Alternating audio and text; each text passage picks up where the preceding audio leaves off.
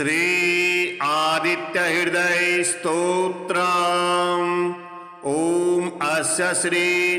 आदित्य हृदय स्तोत्र मंत्रस्य श्री अगस्त्य ऋषिः अनुष्टुप् छन्दः। श्री आदित्य हृदय भूतो भगवान ब्रह्मा देवता। ओम बीजं रश्मिमतिरीति शक्तिः। ओम तत्सवितुरित्यादि गायत्री कीलकं निरस्ताशीष विघ्नतया ब्रह्म विद्या सिद्धौ सर्वत्र जय सिद्धौ च विनियोगः। ततो युद्ध परिश्रान्तं समरे चिन्तया स्थितं रावणं चाग्रतो दृष्ट्वा युद्धाय समुपस्थितं दैवतैश्च समागम्य दृष्टुमभ्यागतो रणम् उपागम्य ब्रवीद्राम मगस्तु भगवान् ऋषिः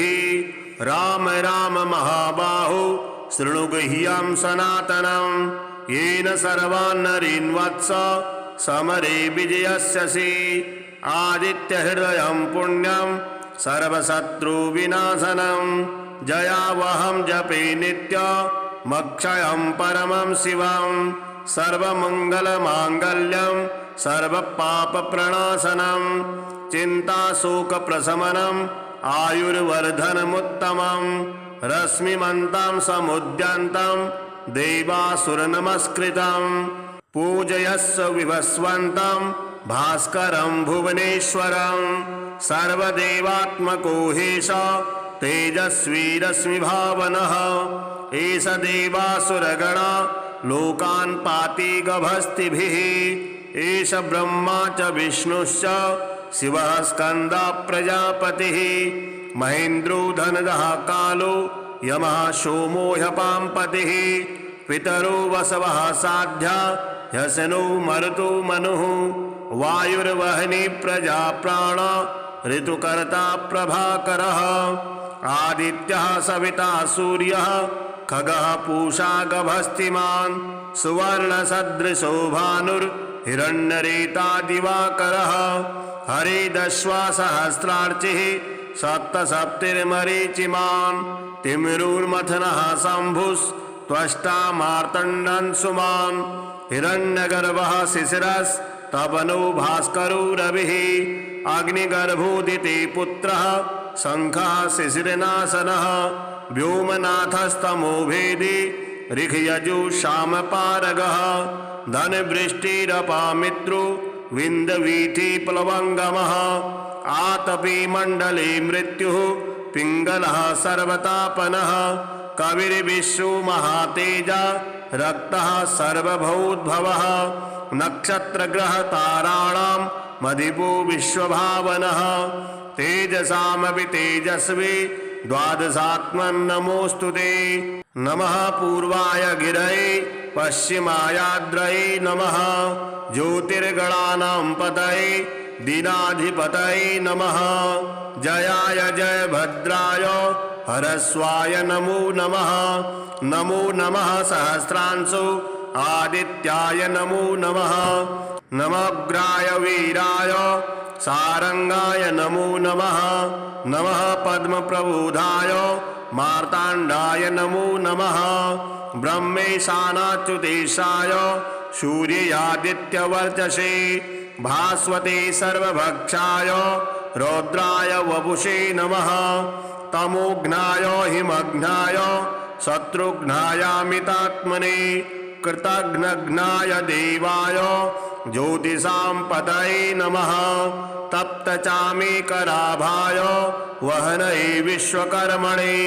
नमस्तमोभिनिघ्नाय रुचये लोकसाक्षिणे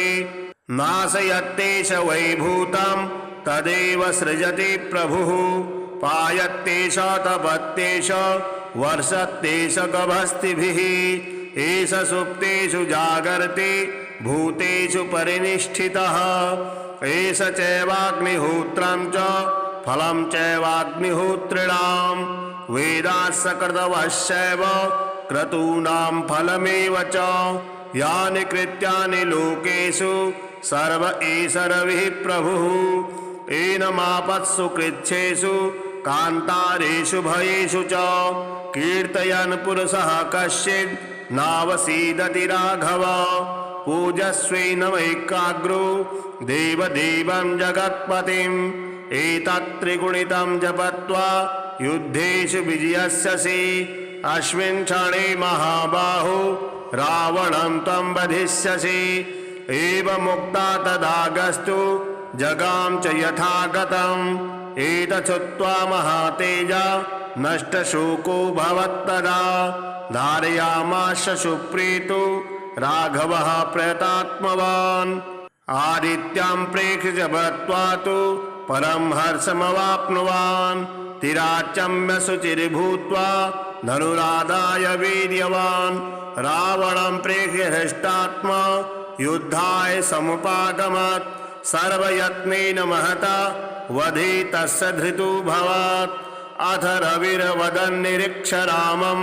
मुदितमना परमं प्रहस्यमाणः निशिचरपदि संशयं विदित्वा सुरगणमध्यगतो वचस्त्वरेति। श्रीसूर्यनारायणे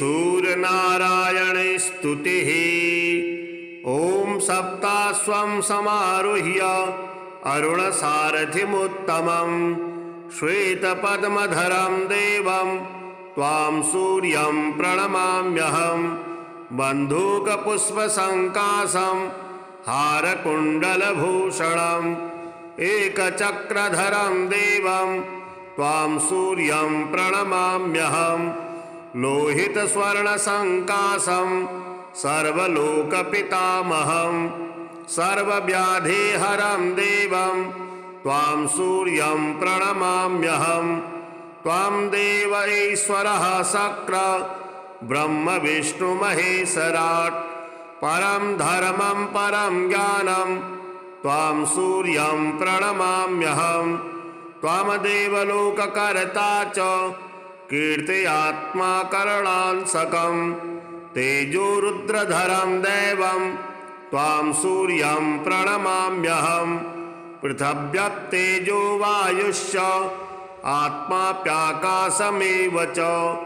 सर्वज्ञं श्रीजगन्नाथं त्वां सूर्यं प्रणमाम्यहम् अखण्डमण्डलाकारं व्याप्तं येन चराचरं गगनालिङ्गमाराध्यं त्वां सूर्यं प्रणमाम्यहं निर्मलं निर्विकल्पं च निर्विकारं निरामयं जगत्कर्ता जगद्धर्ता त्वां सूर्यं प्रणमाम्यहं सूर्यस्तोत्रं जपे नित्यं ग्रहपीडाविनाशनं धनं धान्यं मनोवाञ्छा श्रियः प्राप्नोति नित्यशः शिवरात्रे सहस्रेषु कृत्वा जागरणं भवेत् यत्फलं लभते सर्वं तद्वै सूर्यस्य दर्शनात् एकादशे सहस्राणि संक्रान्त्युतमेव च सप्तकोटिषु दर्शेषु तत्फलं सूर्यदर्शनात् अश्वमेधसहस्राणि वाजपेयशतानि च कोटिकन्याप्रदानानि तत्फलं सूर्यदर्शनात् गयापिण्डः परं दाने पितॄणां च समुद्धरं दृष्ट्वा ह्यग्रेश्वरं देवं तत्फलं समवाप्नुयात् अग्रेश्वरसमुपेतु सोमनाथस्तथैव च कैदारमुदकं पीत्वा पुनर्जन्म न विद्यते सूर्यस्तोत्रं पठे नित्यमेकचित्तः समाहितः दुःखदारिद्र्यनिर्मुक्तः सूर्यलोकं स गच्छति। श्री आदित्य हृदय स्तोत्रम्।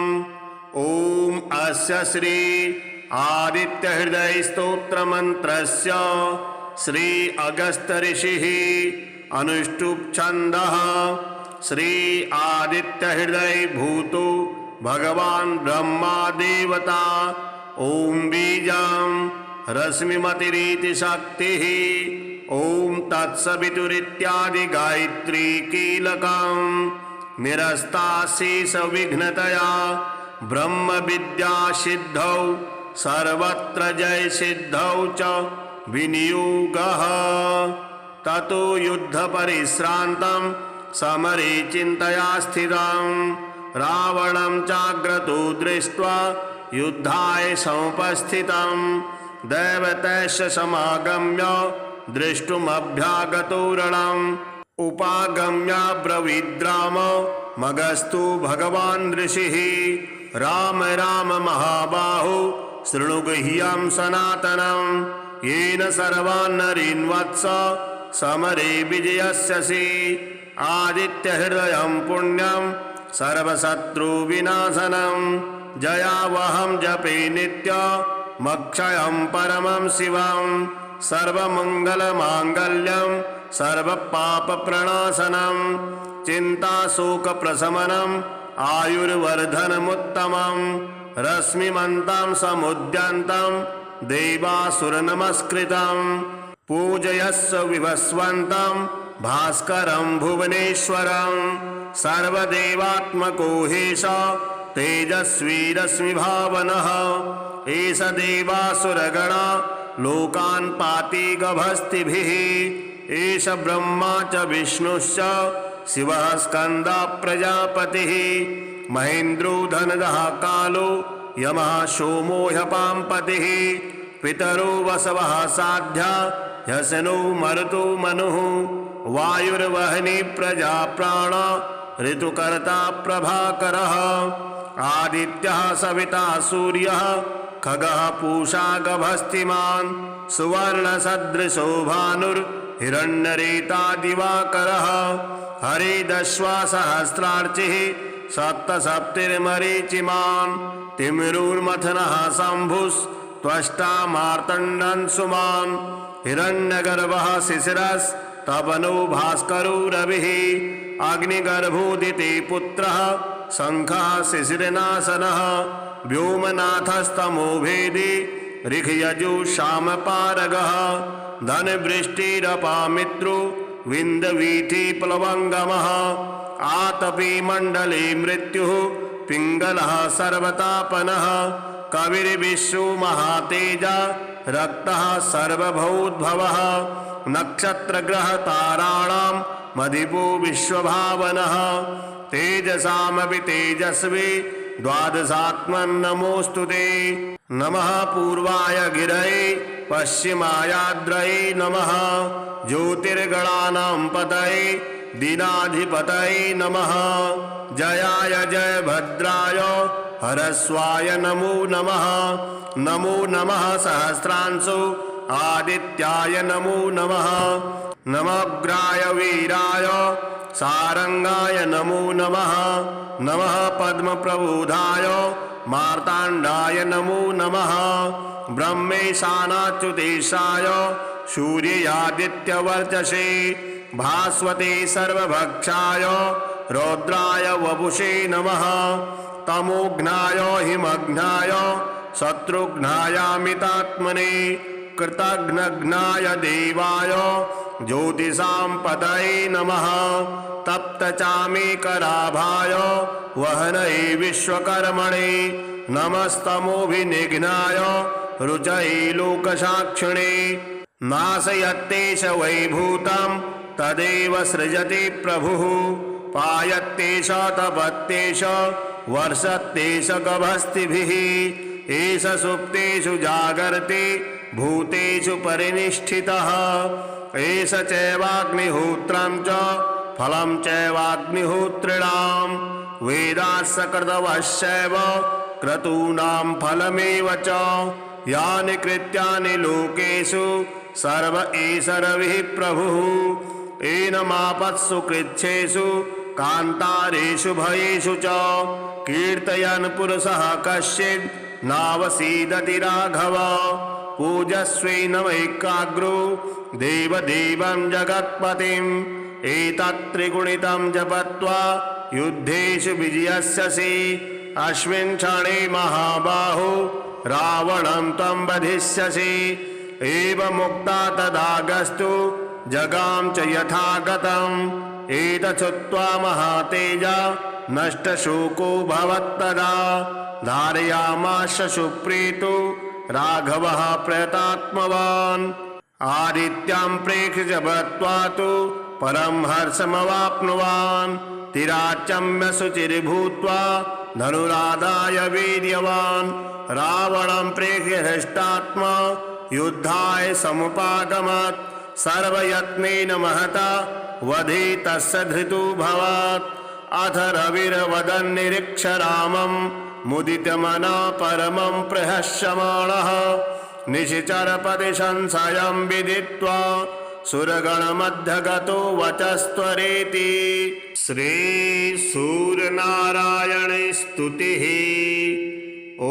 सप्ताश्वं समारुह्य अरुणसारथिमुत्तमं श्वेतपद्मधरं देवं त्वां सूर्यं प्रणमाम्यहं बन्धूकपुष्पसङ्काशं हारकुण्डलभूषणम् एकचक्रधरं देवं त्वां सूर्यं प्रणमाम्यहं लोहितस्वर्णसङ्काशं सर्वलोकपितामहं सर्वव्याधिहरं देवं त्वां सूर्यं प्रणमाम्यहं त्वां देव ईश्वरः शक्र ब्रह्म विष्णु महेश्वराट् परं धर्मं परं ज्ञानं त्वां सूर्यं प्रणमाम्यहं त्वामदेव लोककर्ता च कीर्त्यात्मा करुणांशकं तेजोरुद्रधरं दैवं त्वां सूर्यं प्रणमाम्यहं पृथिव्यप्तेजो वायुश्च आत्माप्याकाशमेव च सर्वज्ञं श्रीजगन्नाथं त्वां सूर्यं प्रणमाम्यहम् अखण्डमण्डलाकारं व्याप्तं येन चराचरं गगनालिङ्गमाराध्यं त्वां सूर्यं प्रणमाम्यहं निर्मलं निर्विकल्पं च निर्विकारं निरामयं जगत्कर्ता जगद्धर्तास्त्वां सूर्यं प्रणमाम्यहं सूर्यस्तोत्रं जपे नित्यं ग्रहपीडाविनाशनं धनं धान्यं मनोवाञ्छा श्रियः प्राप्नोति नित्यशः शिवरात्रि सहस्रेषु कृत्वा जागरणं भवेत् यत्फलं लभते सर्वं तद्वै सूर्यस्य दर्शनात् एकादशे सहस्राणि संक्रान्त्युदमेव च सप्तकोटिषु दर्शेषु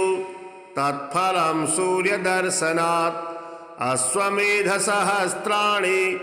वाजपेयशतानि च कोटिकन्याप्रदानानि तत्फलं सूर्यदर्शनात् गयापिण्डः परं दाने पितॄणां च समुद्धरं दृष्ट्वा ह्यग्रेश्वरं देवं तत्फलं समवाप्नुयात् अग्रेश्वरसमुपेतु सोमनाथस्तथैव च कैदारमुदकं पीत्वा पुनर्जन्म न विद्यते सूर्यस्तोत्रं पठे नित्यमेकचित्तः समाहितः दुःखदारिद्र्यनिर्मुक्तः सूर्यलोकं स गच्छति। श्री आदित्य हृदय स्तोत्रम्। ओम अस्य श्री आदित्य हृदय स्तोत्र मंत्रस्य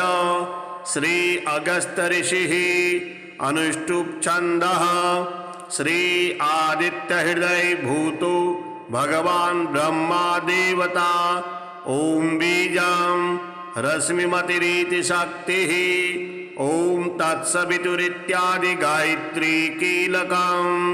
निरस्ताशीष विघ्नतया ब्रह्म विद्या सिद्धौ सर्वत्र जय सिद्धौ च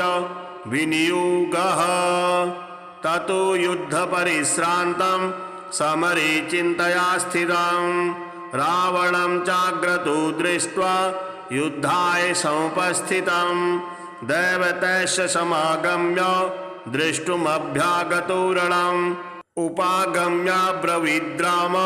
मगस्तु भगवान् ऋषिः राम राम महाबाहो शृणु गुह्यं सनातनं येन सर्वान् नरीन् वत्स समरे विजयस्यसि आदित्यहृदयं पुण्यं सर्वशत्रुविनाशनं जयावहं जपे नित्यमक्षयं परमं शिवं सर्वमङ्गलमाङ्गल्यं सर्वपापप्रणाशनं चिन्ताशोकप्रशमनम् आयुर्वर्धनमुत्तमं रश्मिमन्तं समुद्यन्तं देवासुरनमस्कृतं पूजयस्व विवस्वन्तं भास्करं भुवनेश्वरं सर्वदेवात्मको हेश तेजस्वी रश्मिभावनः एष देवासुरगणा लोकान् पाति गभस्तिभिः एष ब्रह्मा च विष्णुश्च शिवः स्कन्दः प्रजापतिः महेन्द्रो धनदः कालो यमः सोमो ह्यपाम्पतिः पितरो वसवः साध्या ह्यसनो मरुतो मनुः वायुर्वह्नि प्रजा प्राण ऋतुकर्ता प्रभाकरः आदित्यः सविता सूर्यः खगः पूषा गभस्तिमान् सुवर्णसदृशो भानुर्हिरण्यरेता दिवाकरः हरिदश्वासहस्रार्चिः सप्तसप्तिर्मरीचिमान् तिमिरुर्मथनः शम्भुस्त्वष्टा मार्तण्डन्सुमान् हिरण्यगर्भः शिशिरस्तपनो भास्करो रविः अग्निगर्भोदिते पुत्रः शङ्खः शिशिरनाशनः व्योमनाथस्तमो भेदी ऋखयजुषामपारगः धनवृष्टिरपामित्रो विन्दवीथि प्लवङ्गमः आतपी मण्डले मृत्युः पिङ्गलः सर्वतापनः कविर्विश्वो महातेजा रक्तः सर्वभूद्भवः नक्षत्रग्रहताराणां मदिपो विश्वभावनः तेजसामपि तेजस्वी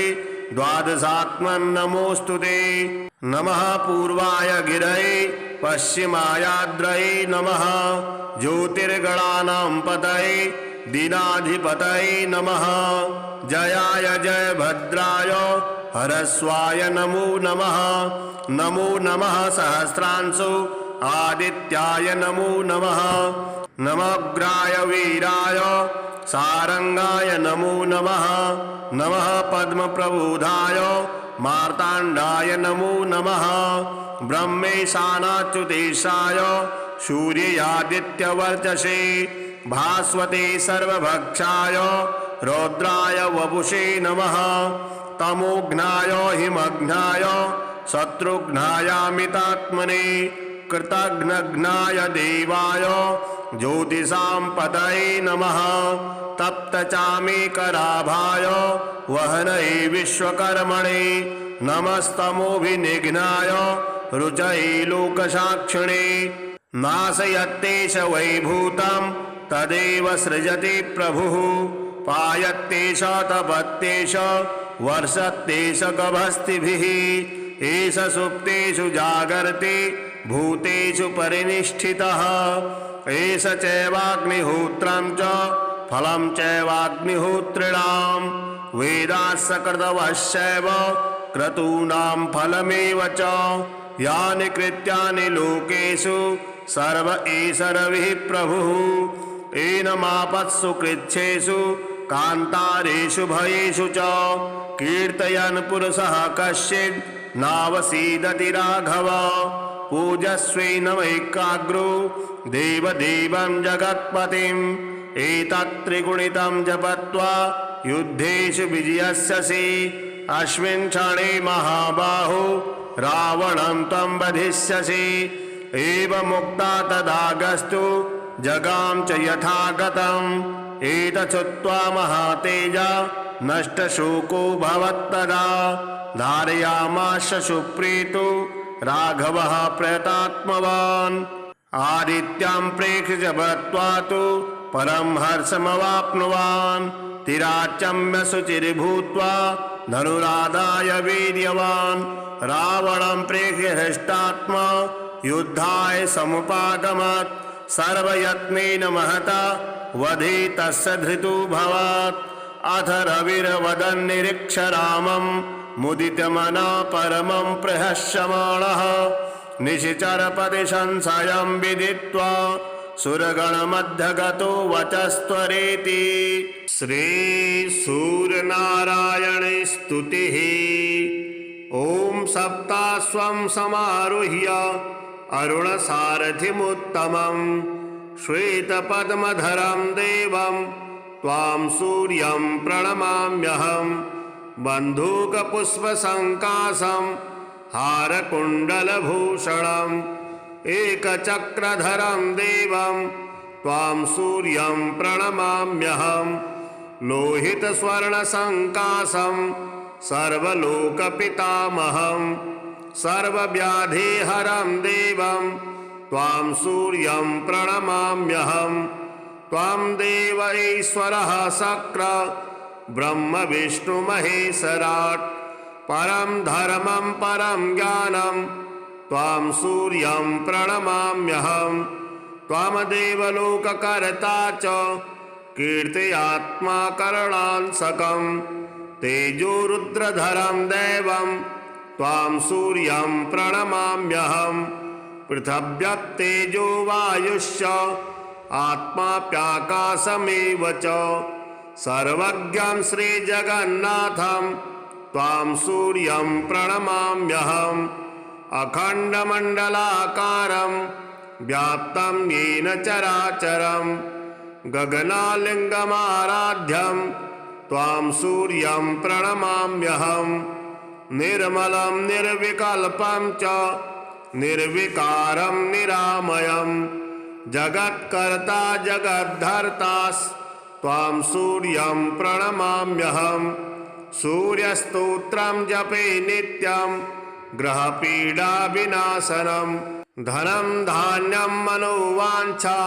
श्रियः प्राप्नोति नित्यशः। शिवरात्रि सहस्रेषु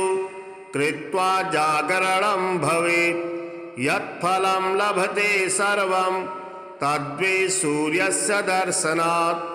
एकादशे सहस्राणि संक्रान्त्युतमेव च सप्तकोटिषु दर्शेषु तत्फलं सूर्यदर्शनात्। अश्वमेधसहस्राणि वाजपेयशतानि च कोटिकन्याप्रदानानि तत्फलं सूर्यदर्शनात्। गयापिण्डः परं दाने पितॄणां च समुद्धरं दृष्ट्वा ह्यग्रेश्वरं देवं तत्फलं समवाप्नुयात्। अग्रेश्वरसमुपेतु सोमनाथस्तथैव च कैदारमुदकं पीत्वा पुनर्जन्म न विद्यते। सूर्यस्तोत्रं पठे नित्यमेकचित्तः समाहितः दुःखदारिद्र्यनिर्मुक्तः सूर्यलोकं स गच्छति। श्री आदित्यहृदय स्तोत्रम्। ॐ अस्य श्री आदित्यहृदय स्तोत्र मंत्रस्य श्री अगस्त्य ऋषिः अनुष्टुप् छन्दः। श्री आदित्यहृदय भूतो भगवान् ब्रह्मा देवता। ॐ बीजं रश्मिमतिरिति शक्तिः। ॐ तत्सवितुरित्यादि गायत्री कीलकं निरस्ताशेष विघ्नतया ब्रह्म विद्या सिद्धौ सर्वत्र जय सिद्धौ च विनियोगः। ततो युद्ध परिश्रान्तं समरे चिन्तया स्थितं रावणं चाग्रतो दृष्ट्वा युद्धाय समुपस्थितं दैवतैश्च समागम्य दृष्टुमभ्यागतो रणम् उपागम्य ब्रवीद्राम मगस्तु भगवान् ऋषिः राम राम महाबाहो शृणु गुह्यं सनातनं येन सर्वान् नरीन् वत्स समरे विजयस्यसि। आदित्यहृदयं पुण्यं सर्वशत्रुविनाशनं जयावहं जपे नित्यमक्षयं परमं शिवं सर्वमङ्गलमाङ्गल्यं सर्वपापप्रणाशनं चिन्ताशोकप्रशमनम् आयुर्वर्धनमुत्तमं रश्मिमन्तं समुद्यन्तं देवासुरनमस्कृतं पूजयस्व विभस्वन्तं भास्करं भुवनेश्वरं सर्वदेवात्मको हेश तेजस्वी रश्मिभावनः एष देवासुरगणा लोकान् पाति गभस्तिभिः एष ब्रह्मा च विष्णुश्च शिवः स्कन्दः प्रजापतिः महेन्द्रो धनदः कालो यमः सोमो ह्यपाम्पतिः पितरो वसवः साध्या ह्यसनो मरुतो मनुः वायुर्वह्नि प्रजा प्राण ऋतुकर्ता प्रभाकरः आदित्यः सविता सूर्यः खगः पूषा गभस्तिमान् सुवर्णसदृशो भानुर्हिरण्यरेता दिवाकरः हरिदश्वा सहस्रार्चिः सप्तसप्तिर्मरीचिमान् तिमिरुर्मथनः शम्भुस्त्वष्टा मार्तण्डन्सुमान् हिरण्यगर्भः शिशिरस्तपनो भास्करो रविः अग्निगर्भोदिते पुत्रः शङ्खः शिशिरनाशनः व्योमनाथस्तमो भेदी ऋखयजुषामपारगः धनवृष्टिरपामित्रो विन्दवीथि प्लवङ्गमः आतपी मण्डले मृत्युः पिङ्गलः सर्वतापनः कविर्विश्वो महातेजा रक्तः सर्वभूद्भवः नक्षत्रग्रहताराणां मदिपो विश्वभावनः तेजसामपि तेजस्वी द्वादशात्मन्नमोऽस्तु ते नमः पूर्वाय गिरये पश्चिमायाद्रये नमः ज्योतिर्गणानां पतये दीनाधिपतये नमः जयाय जयभद्राय हरस्वाय नमो नमः नमो नमः सहस्रांशो आदित्याय नमो नमः नमोग्राय वीराय सारंगाय नमो नमः नमः पद्मप्रबोधाय मार्ताण्डाय नमो नमः ब्रह्मेशानाच्युतेशाय सूर्यादित्यवर्चसे भास्वते सर्वभक्षाय रौद्राय वपुषे नमः तमोघ्नाय हिमघ्नाय शत्रुघ्नायामितात्मने कृतघ्नघ्नाय देवाय ज्योतिषां पतये नमः तप्तचामेकराभाय वहनये विश्वकर्मणे नमस्तमोभिनिघ्नाय रुचये लोकसाक्षिणे नाशयत्तेष वैभूतं तदेव सृजति प्रभुः पायत्तेष तपत्तेष वर्षत्तेष गभस्तिभिः एष सुप्तेषु जागर्ति भूतेषु परिनिष्ठितः एष चैवाग्निहोत्रं च फलं चैवाग्निहोत्रिणां वेदास्सकृतवश्चैव क्रतूनां फलमेव च यानि कृत्यानि लोकेषु सर्व एष रविः प्रभुः एनमापत्सु कृच्छेषु कान्तारेषु भयेषु च कीर्तयन् पुरुषः कश्चित् नावसीदति राघव पूजस्वेनमैकाग्रो देवदेवं जगत्पतिम् एतत्त्रिगुणितं जपत्वा युद्धेषु विजयस्यसि अस्मिन् क्षणे महाबाहो रावणं त्वं वधिष्यसि एवमुक्ता तदागस्तु जगाम च यथागतम् एतच्छ्रुत्वा महातेजा नष्टशोको भवत्तदा धारयामास सुप्रीतो राघवः प्रयतात्मवान् आदित्यं प्रेक्ष्य जपत्वा तु परं हर्षमवाप्नुवान् तिराचम्य शुचिर्भूत्वा धनुरादाय वीर्यवान् रावणं प्रेक्ष्य हृष्टात्मा युद्धाय समुपागमत् सर्वयत्नेन महता वधे तस्य धृतोऽभवत् अथ रविर्वदन् निरीक्ष रामं मुदितमना परमं प्रहस्यमाणः निशिचरपदि संशयं विदित्वा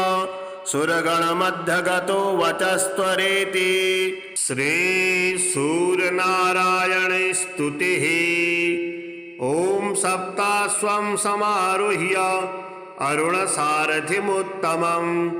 श्वेतपद्मधरं देवं त्वां सूर्यं प्रणमाम्यहं बन्धूकपुष्पसङ्काशं हारकुण्डलभूषणम् एकचक्रधरं देवं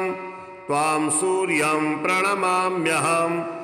लोहितस्वर्णसङ्काशं सर्वलोकपितामहं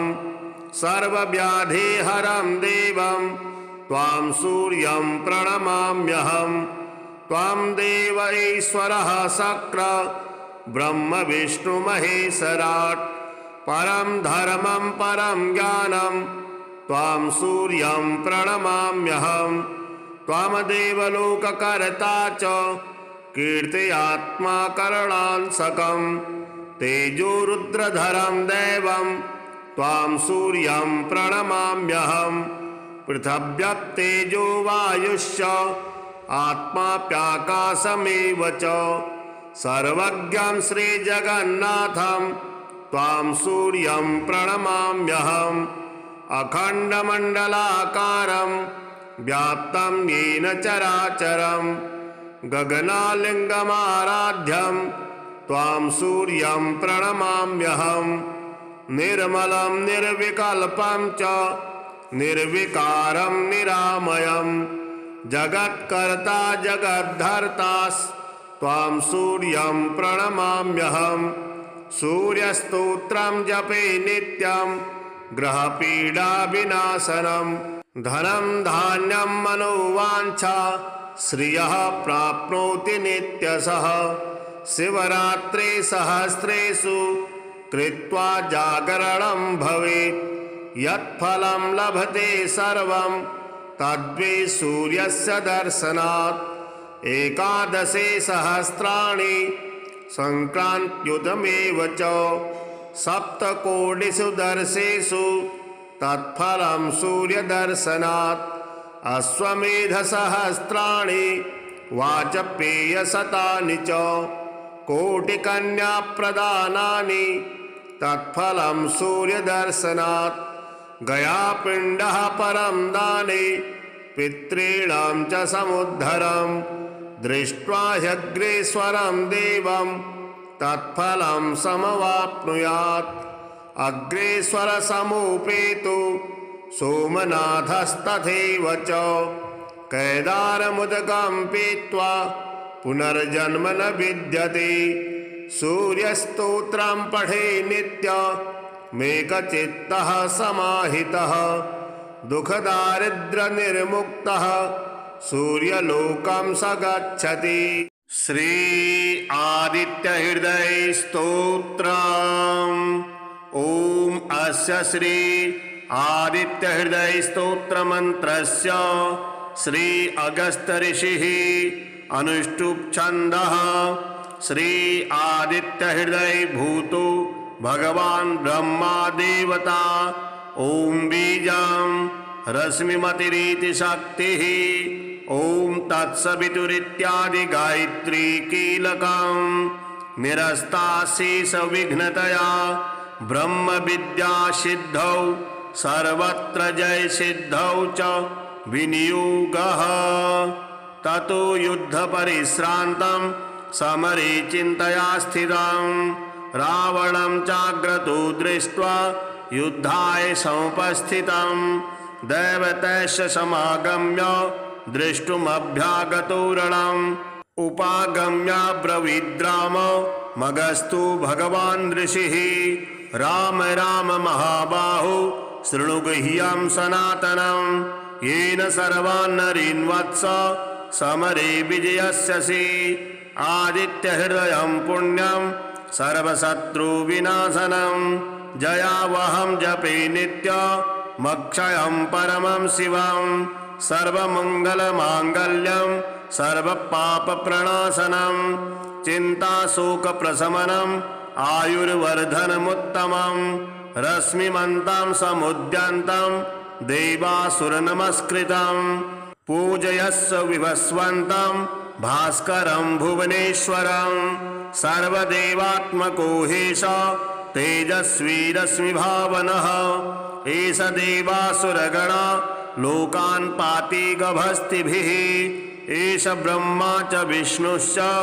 शिवः स्कन्दः प्रजापतिः महेन्द्रो धनदः कालो यमः सोमो ह्यपाम्पतिः पितरो वसवः साध्या ह्यसनो मरुतो मनुः वायुर्वहनी प्रजा प्राण ऋतुकर्ता प्रभाकरः आदित्यः सविता सूर्यः खगः पूषा गभस्तिमान् सुवर्णसदृशो भानुर्हिरण्यरेता दिवाकरः हरिदश्वा सहस्रार्चिः सप्तसप्तिर्मरीचिमान् तिमिरुर्मथनः शम्भुस्त्वष्टा मार्तण्डन्सुमान् हिरण्यगर्भः शिशिरस्तपनो भास्करो रविः अग्निगर्भोदिते पुत्रः शङ्खः शिशिरनाशनः व्योमनाथस्तमो भेदी ऋखयजुषामपारगः धनवृष्टिरपामित्रो विन्दवीथि प्लवङ्गमः आतपी मण्डले मृत्युः पिङ्गलः सर्वतापनः कविर्विश्वो महातेजा रक्तः सर्वभूद्भवः नक्षत्रग्रहताराणां मधिपो विश्वभावनः तेजसामपि तेजस्वी द्वादशात्मन्नमोऽस्तु ते नमः पूर्वाय गिरये पश्चिमायाद्रये नमः ज्योतिर्गणानां पतये दीनाधिपतये नमः जयाय जयभद्राय हरस्वाय नमो नमः नमो नमः सहस्रांशो आदित्याय नमो नमः नमोग्राय वीराय सारंगाय नमो नमः नमः पद्मप्रबोधाय मार्ताण्डाय नमो नमः ब्रह्मेशानाच्युतेशाय सूर्यादित्यवर्चसे भास्वते सर्वभक्षाय रौद्राय वपुषे नमः तमोघ्नाय हिमघ्नाय शत्रुघ्नायामितात्मने कृतघ्नघ्नाय देवाय ज्योतिषां पतये नमः तप्तचामीकराभाय वहनये विश्वकर्मणे नमस्तमोभिनिघ्नाय रुचये लोकसाक्षिणे नाशयत्तेष वैभूतं तदेव सृजति प्रभुः पायत्तेष तपत्तेष वर्षत्तेष गभस्तिभिः एष सुप्तेषु जागर्ति भूतेषु परिनिष्ठितः एष चैवाग्निहोत्रं च फलं चैवाग्निहोत्रिणां वेदास्य कृतवश्चैव क्रतूनां फलमेव च यानि कृत्यानि लोकेषु सर्व एष रविः प्रभुः एनमापत्सु कृच्छेषु कान्तारेषु भयेषु च कीर्तयन् पुरुषः कश्चित् नावसीदति राघव पूजस्वेनमैकाग्रो देवदेवं जगत्पतिम् एतत्त्रिगुणितं जपत्वा युद्धेषु विजयस्यसि अस्मिन् क्षणे महाबाहो रावणं त्वं वधिष्यसि एवमुक्ता तदागस्तु जगाम च यथागतम् एतच्छ्रुत्वा महातेजा नष्टशोको भवत्तदा धारयामास सुप्रीतो राघवः प्रयतात्मवान् आदित्यं प्रेक्ष्य जपत्वा तु परं हर्षमवाप्नुवान् तिराचम्य शुचिर्भूत्वा धनुरादाय वीर्यवान् रावणं प्रेक्ष्य हृष्टात्मा युद्धाय समुपागमत् सर्वयत्नेन महता वधे तस्य धृतोऽभवत् अथ रविर्वदन् निरीक्ष रामं मुदितमना परमं प्रहस्यमाणः निशिचरपदि संशयं विदित्वा सुरगणमध्यगतो वचस्त्वरेति श्रीसूर्यनारायणे स्तुतिः। ॐ सप्ताश्वं समारुह्य अरुणसारथिमुत्तमं श्वेतपद्मधरं देवं त्वां सूर्यं प्रणमाम्यहं बन्धूकपुष्पसङ्काशं हारकुण्डलभूषणम् एकचक्रधरं देवं त्वां सूर्यं प्रणमाम्यहं लोहितस्वर्णसङ्काशं सर्वलोकपितामहं सर्वव्याधिहरं देवं त्वां सूर्यं प्रणमाम्यहं। त्वां देव ईश्वरः शक्र ब्रह्म विष्णु महेश्वराट् परं धर्मं परं ज्ञानं त्वां सूर्यं प्रणमाम्यहं। त्वामदेव लोककर्ता च कीर्त्यात्मा करणांसकं तेजो रुद्रधरं दैवं त्वां सूर्यं प्रणमाम्यहं। पृथिव्यप्तेजो वायुश्च आत्माप्याकाशमेव च सर्वज्ञं श्रीजगन्नाथं त्वां सूर्यं प्रणमाम्यहम्। अखण्डमण्डलाकारं व्याप्तं येन चराचरं गगनालिङ्गमाराध्यं त्वां सूर्यं प्रणमाम्यहम्। निर्मलं निर्विकल्पं च निर्विकारं निरामयं जगत्कर्ता जगद्धर्तास्त्वां सूर्यं प्रणमाम्यहम्। सूर्यस्तोत्रं जपे नित्यं ग्रहपीडा विनाशनं धनं धान्यं मनोवाञ्छा श्रियः प्राप्नोति नित्यशः। शिवरात्रि सहस्रेषु कृत्वा जागरणं भवेत् यत्फलं लभते सर्वं तद्वै सूर्यस्य दर्शनात्। एकादशे सहस्राणि संक्रान्त्युतमेव च सप्तकोटिषु दर्शेषु तत्फलं सूर्यदर्शनात्। अश्वमेधसहस्राणि वाजपेयशतानि च कोटिकन्याप्रदानानि तत्फलं सूर्यदर्शनात्। गयापिण्डः परं दाने पितॄणां च समुद्धरं दृष्ट्वा ह्यग्रेश्वरं देवं तत्फलं समवाप्नुयात्। अग्रेश्वरसमुपेतु सोमनाथस्तथैव च कैदारमुदकं पीत्वा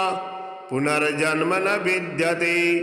सूर्यस्तोत्रं पठे नित्यमेकचित्तः समाहितः दुःखदारिद्र्यनिर्मुक्तः सूर्यलोकं स गच्छति। श्री आदित्यहृदय स्तोत्रम्। ॐ अस्य श्री आदित्यहृदय स्तोत्र मंत्रस्य श्री अगस्त्य ऋषिः अनुष्टुप् छन्दः। श्री आदित्यहृदय भूतो भगवान् ब्रह्मा देवता। ॐ बीजं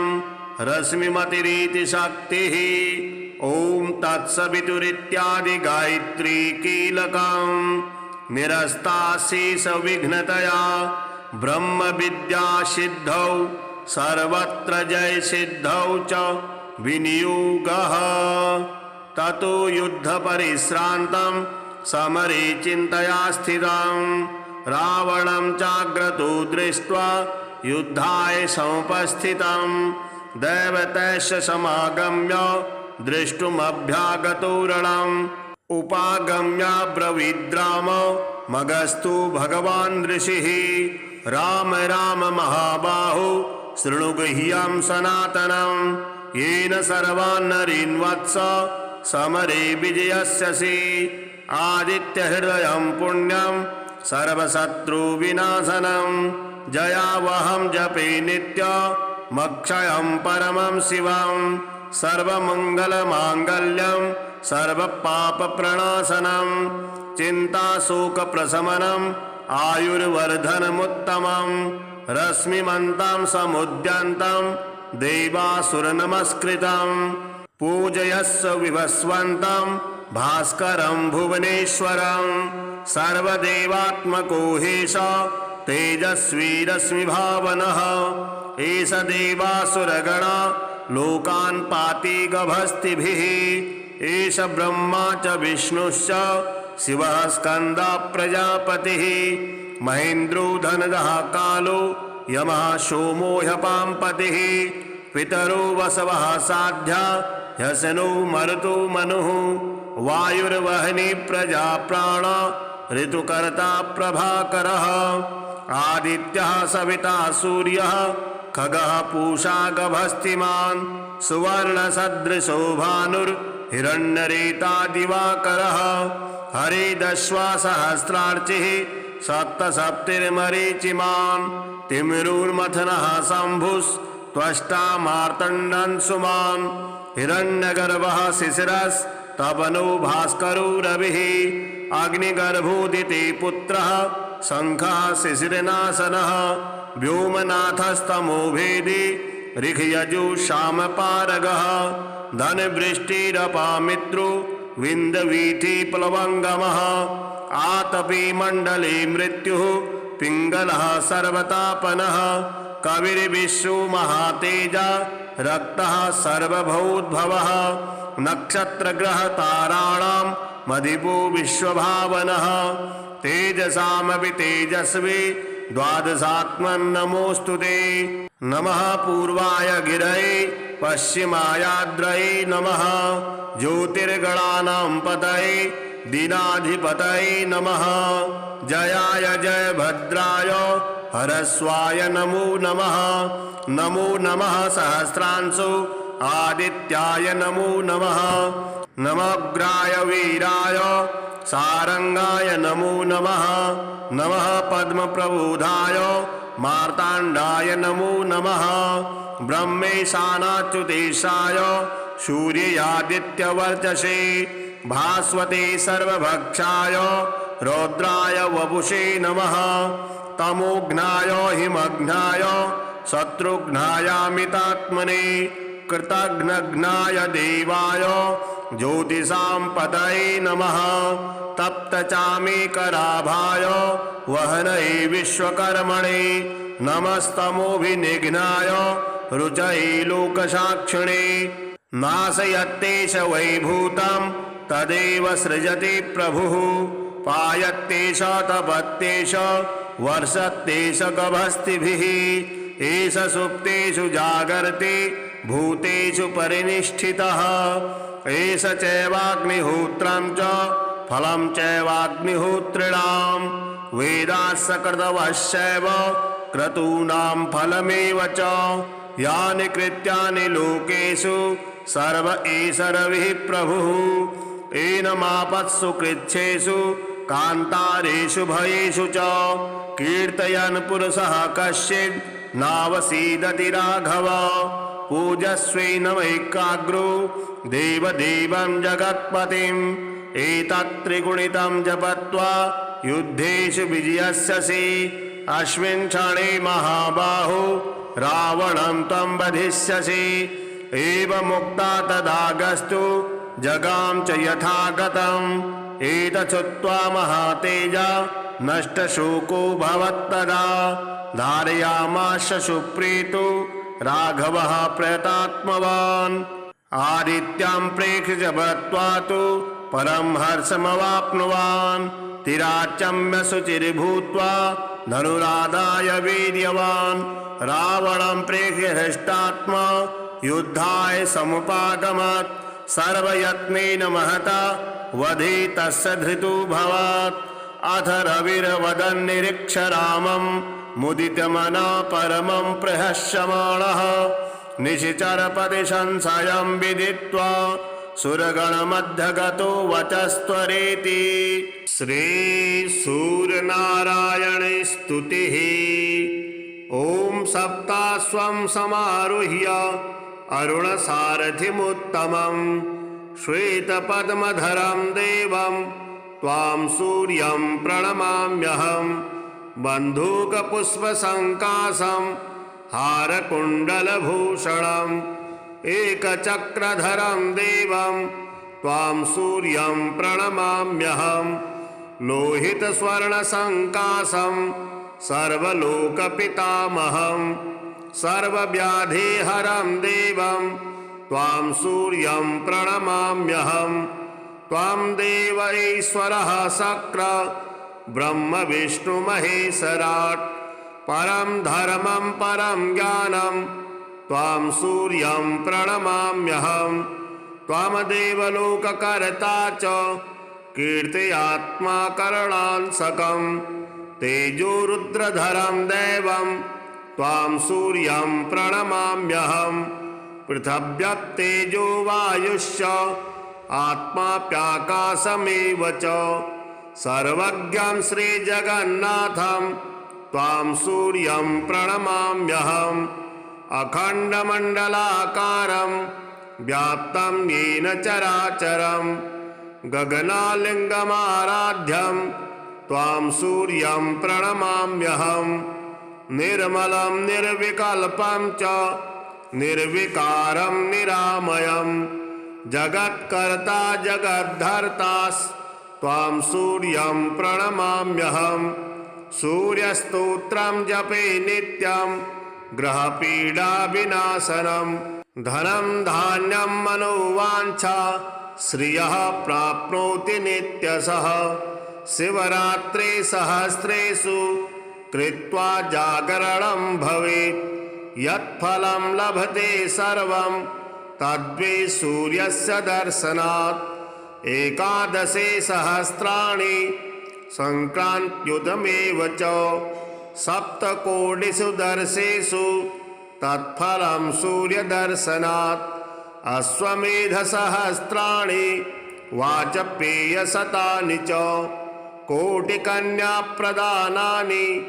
तत्फलं सूर्यदर्शनात् गयापिण्डः परं दाने पितॄणां च समुद्धरं दृष्ट्वा ह्यग्रेश्वरं देवं तत्फलं समवाप्नुयात् अग्रेश्वरसमुपेतु सोमनाथस्तथैव च कैदारमुदकं पीत्वा पुनर्जन्म न विद्यते सूर्यस्तोत्रं पठे नित्यमेकचित्तः समाहितः दुःखदारिद्र्यनिर्मुक्तः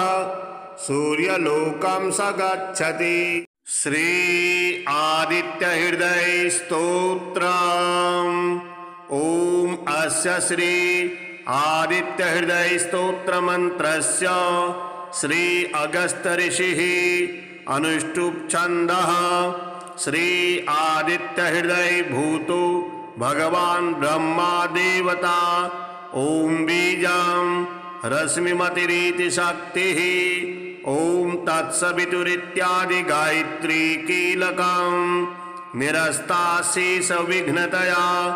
ब्रह्म विद्या सिद्धौ सर्वत्र जय सिद्धौ च विनियोगः ततो युद्ध परिश्रान्तं समरे चिन्तया स्थितं रावणं चाग्रतो दृष्ट्वा युद्धाय समुपस्थितं दैवतैश्च समागम्य दृष्टुमभ्यागतो रणम् उपागम्य ब्रवीद्राम मगस्तु भगवान् ऋषिः राम राम महाबाहो शृणु गुह्यं सनातनं येन सर्वान् नरीन् वत्स समरे विजयस्यसि आदित्य हृदयं पुण्यं सर्वशत्रुविनाशनं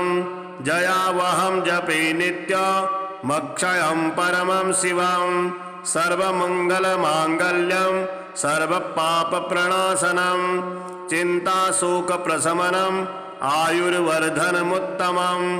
रश्मिमन्तं समुद्यन्तं देवासुरनमस्कृतं पूजयस्व विभस्वन्तं भास्करं भुवनेश्वरं सर्वदेवात्मको हेश तेजस्वी रश्मिभावनः एष देवासुरगणा लोकान् पाति गभस्तिभिः एष ब्रह्मा च विष्णुश्च शिवः स्कन्दः प्रजापतिः महेन्द्रो धनदः कालो यमः सोमो ह्यपाम्पतिः पितरो वसवः साध्या ह्यसनो मरुतो मनुः वायुर्वहनी प्रजा प्राण ऋतुकर्ता प्रभाकरः आदित्यः सविता सूर्यः खगः पूषा गभस्तिमान् सुवर्णसदृशो भानुर्हिरण्यरेता दिवाकरः हरिदश्वा सहस्रार्चिः सप्तसप्तिर्मरीचिमान् तिमिरुर्मथनः शम्भुस्त्वष्टा मार्तण्डन् सुमान् हिरण्यगर्भः शिशिरस्तपनो भास्करो रविः अग्निगर्भोदिति पुत्रः शङ्खः शिशिरनाशनः व्योमनाथस्तमो भेदी ऋखयजुषामपारगः धनवृष्टिरपामित्रो विन्दवीथि प्लवङ्गमः आतपी मण्डले मृत्युः पिङ्गलः सर्वतापनः कविर्विश्वो महातेजा रक्तः सर्वभूद्भवः नक्षत्रग्रहताराणां मधिपो विश्वभावनः तेजसामपि तेजस्वी द्वादशात्मन्नमोऽस्तु ते। नमः पूर्वाय गिरये पश्चिमायाद्रये नमः ज्योतिर्गणानां पतये दीनाधिपतये नमः जयाय जयभद्राय हरस्वाय नमो नमः। नमो नमः सहस्रांशो आदित्याय नमो नमः नमोग्राय वीराय सारंगाय नमो नमः नमः पद्मप्रबोधाय मार्ताण्डाय नमो नमः ब्रह्मेशानाच्युतेशाय सूर्यादित्यवर्चसे भास्वते सर्वभक्षाय रौद्राय वपुषे नमः तमोघ्नाय हिमघ्नाय शत्रुघ्नायामितात्मने कृतघ्नघ्नाय देवाय ज्योतिषां पतये नमः तप्तचामीकराभाय वहनये विश्वकर्मणे नमस्तमोभिनिघ्नाय रुचये लोकसाक्षिणे नाशयत्तेष वैभूतं तदेव सृजति प्रभुः पायत्तेष तपत्तेष वर्षत्तेष गभस्तिभिः एष सुप्तेषु जागर्ति भूतेषु परिनिष्ठितः एष चैवाग्निहोत्रं च फलं चैवाग्निहोत्रिणां वेदास्सकृतवश्चैव क्रतूनां फलमेव च यानि कृत्यानि लोकेषु सर्व एष रविः प्रभुः एनमापत्सु कृच्छेषु कान्तारेषु भयेषु च कीर्तयन् पुरुषः कश्चित् नावसीदति राघव पूजस्वेनमैकाग्रो देवदेवं जगत्पतिम् एतत्त्रिगुणितं जपत्वा युद्धेषु विजयस्यसि अस्मिन् क्षणे महाबाहो रावणं त्वं वधिष्यसि एवमुक्ता तदागस्तु जगाम च यथागतम् एतच्छ्रुत्वा महातेजा नष्टशोको भवत्तदा धारयामास सुप्रीतो राघवः प्रयतात्मवान् आदित्यं प्रेक्ष्य जपत्वा तु परं हर्षमवाप्नुवान् तिराचम्य शुचिर्भूत्वा धनुरादाय वीर्यवान् रावणं प्रेक्ष्य हृष्टात्मा युद्धाय समुपागमत् सर्वयत्नेन महता वधे तस्य धृतोऽभवत् अथ रविर्वदन् निरीक्ष रामं मुदितमना परमं प्रहस्यमाणः निशिचरपदि संशयं विदित्वा सुरगणमध्यगतो वचस्त्वरेति। श्रीसूर्यनारायणे स्तुतिः। ॐ सप्ताश्वं समारुह्य अरुणसारथिमुत्तमं श्वेतपद्मधरं देवं त्वां सूर्यं प्रणमाम्यहं बन्धूकपुष्पसङ्काशं हारकुण्डलभूषणम् एकचक्रधरं देवं त्वां सूर्यं प्रणमाम्यहं लोहितस्वर्णसङ्काशं सर्वलोकपितामहं सर्वव्याधिहरं देवं त्वां सूर्यं प्रणमाम्यहं त्वां देव ईश्वरः शक्र ब्रह्म विष्णु महेश्वराट् परं धर्मं परं ज्ञानं त्वां सूर्यं प्रणमाम्यहं त्वमदेव लोककर्ता च कीर्त्यात्मा करणांसकं तेजोरुद्रधरं देवं त्वां सूर्यं प्रणमाम्यहं पृथिव्यप्तेजो वायुश्च आत्माप्याकाशमेव च सर्वज्ञं श्रीजगन्नाथं त्वां सूर्यं प्रणमाम्यहम् अखण्डमण्डलाकारं व्याप्तं येन चराचरं गगनालिङ्गमाराध्यं त्वां सूर्यं प्रणमाम्यहम् निर्मलं निर्विकल्पं च निर्विकारं निरामयं जगत्कर्ता जगद्धर्तास्त्वां सूर्यं प्रणमाम्यहम् सूर्यस्तोत्रं जपे नित्यं ग्रहपीडाविनाशनं धनं धान्यं मनोवाञ्छा श्रियः प्राप्नोति नित्यशः शिवरात्रे सहस्रेषु कृत्वा जागरणं भवेत् यत्फलं लभते सर्वं तद्वै सूर्यस्य दर्शनात् एकादशे सहस्राणि संक्रान्त्युतमेव च सप्तकोटिषु दर्शेषु तत्फलं सूर्यदर्शनात् अश्वमेधसहस्राणि वाजपेयशतानि च कोटिकन्याप्रदानानि तत्फलं सूर्यदर्शनात् गयापिण्डः परं दाने पितॄणां च समुद्धरं दृष्ट्वा ह्यग्रेश्वरं देवं तत्फलं समवाप्नुयात् अग्रेश्वरसमुपेतु सोमनाथस्तथैव च कैदारमुदकं पीत्वा पुनर्जन्म न विद्यते सूर्यस्तोत्रं पठे नित्यमेकचित्तः समाहितः दुःखदारिद्र्यनिर्मुक्तः सूर्यलोकं स गच्छति।